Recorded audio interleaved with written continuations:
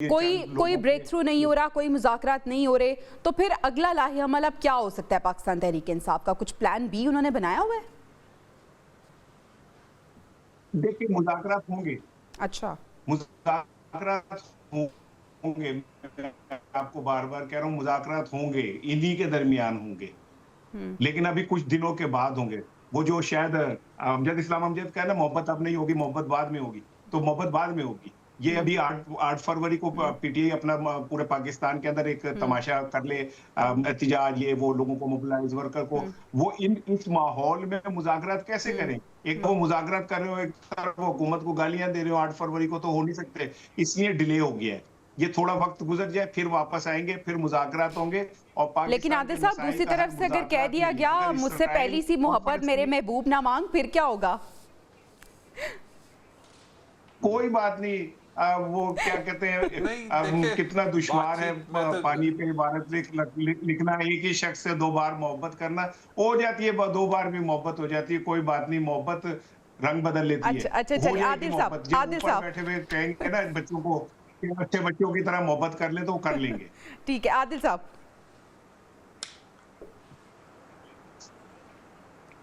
देखिए, बातचीत से ही बात जो है वो रास्ता निकलना है। अब हुँ, वो आज निकल आए, कल निकल आए, एक हफ्ते बाद हुँ, निकल आए, हुकूमत को भी इस हुँ। चीज़ को समझना है और तहरीक अच्छा, आपको इंसाफ को लगता है ख़ास तौर 31 पर इस जनवरी चीज़ की को डेडलाइन समझना दी है है। हुकूमत ने, माजी की ये बेतहाशा इसको मिसालें पोस्टपोन हैं। करेंगे?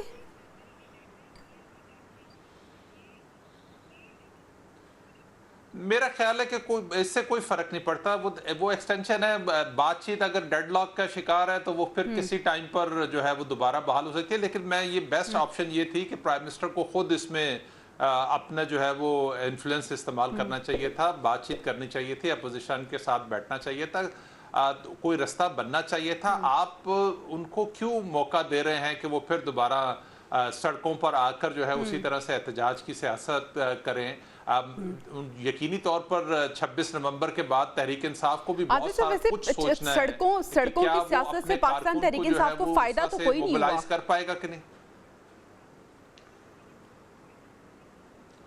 देखिए, फायदा तो बिल्कुल नहीं हुँ, हुआ, लेकिन जो जिस तरह से वो अपने कारकुन को मोबिलाइज कर हुँ, सकते हैं या एक बयानिया बनाने में कामयाब हुँ, होते हैं, उसमें तो उनका कोई सानी नहीं है। वो हर दफा एक ऐसा माहौल हुँ, बना देते हैं कि जिससे लगता है कि चीजें बेहतरी की तरफ, उनकी जो पार्टी है उसमें हुँ, फिर एक दफा जान पड़ गई है।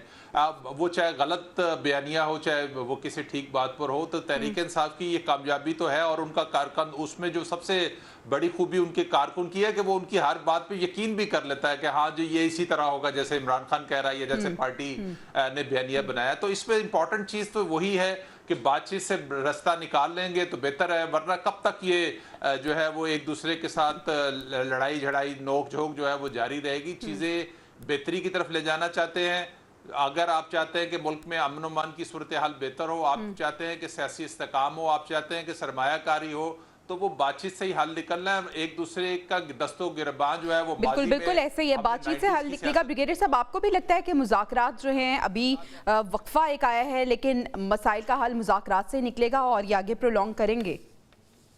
देखें, जो भी आपने लड़ाई करनी हो, जितने जुलूस निकालने हो, हुँ, जितने किसी को बुरा भला कहना हो, दुनिया में फर्स्ट वर्ल्ड वॉर हुई है, सेकंड वर्ल्ड वॉर हुई है, उसके बाद वियतनाम वॉर हुई है, जितने भी देख लें, हुँ, everybody ultimately you sit across the table और उसको बैठ के हल करते हैं। हुँ, इसलिए मुज़ाकरात होने चाहिए। गवर्नमेंट की रिस्पॉन्सिबिलिटी, मैं हमेशा कहता हूँ, government is responsible to initiate the dialogue. हुँ, आप कहीं ना कहीं इतना मौका दें कि अपोजिशन आके आपके साथ बैठ जाए एंड देन इसका कहीं ना कहीं लॉजिकल कंक्लूजन पे लेके जाएं।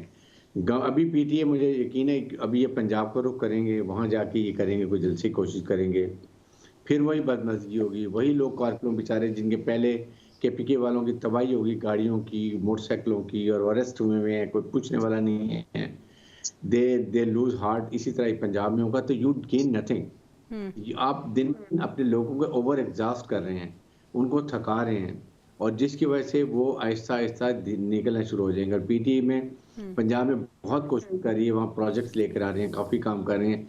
लाइकवाइज आपने एक भी प्रोजेक्ट केपीके में नहीं किया जिस पर आप ये कहें, देखें हमने अपने आवाम के लिए 4 प्रोजेक्ट किए, नॉट अ सिंगल वन।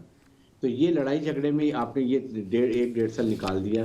लिहाजा कॉन्सुलेट 1 साल के लिए आप थोड़ी सी खामोशी करें, आप मुज़ाकरात करें, gain whatever you can gain, उसमें अपने आप को बिल्ड करें, काम करें केपीके में, पंजाब में अपने को और डेवलप करें, ठीक करें कामों पर, लोगों को मोबिलाइज करें, लोगों का मोराल डालो। पंजाब में लोग नहीं निकल रहे हैं। ब्रिगेडियर साहब, ये बड़ी आइडियल सिचुएशन है वैसे जो आप बता रहे हैं। आई विश कि ये हो जाए, बल्कि वी विश कि ऐसा हो।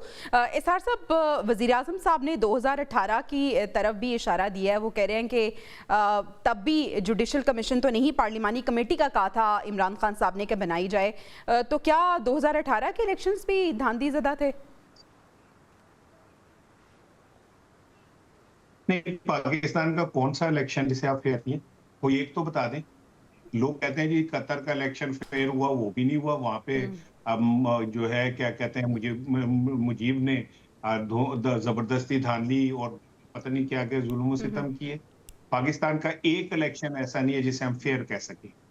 एक इलेक्शन ऐसा नहीं है जो आवाम के वोटों से तय हुआ हो कि अगले 5 साल हुकूमत किसने बनानी है। तो आप 18 की क्यों बात कर रहे हैं? जरदारी साहब ने तो 13 के इलेक्शन का भी कहा था कि ये आरोज का इलेक्शन है। आसिफ अली जरदारी ने कहा था। तो ये कोई पहली दफा हो रहा है।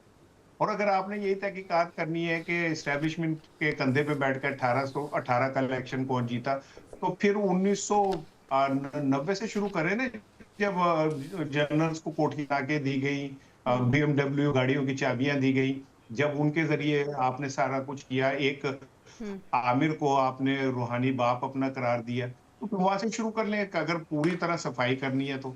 और ये खत्म होना चाहिए। पाकिस्तान के अवाम को अब कितना अब वो चीन ने डीप सीक के पता नहीं क्या बना लिया टेक्नोलॉजी। दुनिया में कहीं कोई ऐसी टेक्नोलॉजी नहीं है जिसमें और इसार साहब, अगर मुज़ाकरात की टेबल पे बैठे हो, निगोशिएशन चल रही हो, तो मामला तब खत्म होता है जब माजी को छोड़ के आप हाल की सिचुएशन पे बात करें और चीज़ों को हल करने की तरफ निकलें। देखें, मैंने तो यही देखा है कि जब खानदानों में भी सुलह होती है ना, तो ये अचानक कोई मामू उठ के कहते ਤੁਹਾਡੇ ਪੁੱਤਰ ने ना 4 साल पहले मैंने सलाम नहीं किया सी, चलो जी सारे मुज़ाकरात बढ़ गए। ठीक है, दिल बड़ा करना पड़ता है मुज़ाकरात के लिए, कुछ छोड़ना पड़ता है, कुछ माफ करना पड़ता है, कुछ भूलना पड़ता है। लेकिन अगर आप संजीदा हो मुज़ाकरात में, और अगर आप संजीदा नहीं है, तो आप किसी भी बात पे वो करके देखें ना, कमेटी बिल्कुल ऐसे ही है। अगर मुज़ाकरात की कामयाबी चाहिए तो फिर दिल बड़ा करना है, माजी की बातों को भूल के। वेलकम बैक नाज़रीन। नैब की दरख्वास्त पर 190 मिलियन पाउंड स्कैंडल के मुकदमे में जो इश्तिहारी मुल्जिमान थे उनके खिलाफ कार्रवाइयों का बाकायदा तौर पर आगाज़ हो गया है, और जो 4 इश्तिहारी मुल्जिमान थे उनके पासपोर्ट मंसूख कर दिए हैं। उनमें चेयरमैन बहरिया टाउन मलिक रियाज, उनके साहबजादे अली रियाज, साबिक़ वज़ीर आज़म के मुशीर बराए एहतसाब शहजाद अकबर और फ़राज शहजादी शामिल हैं।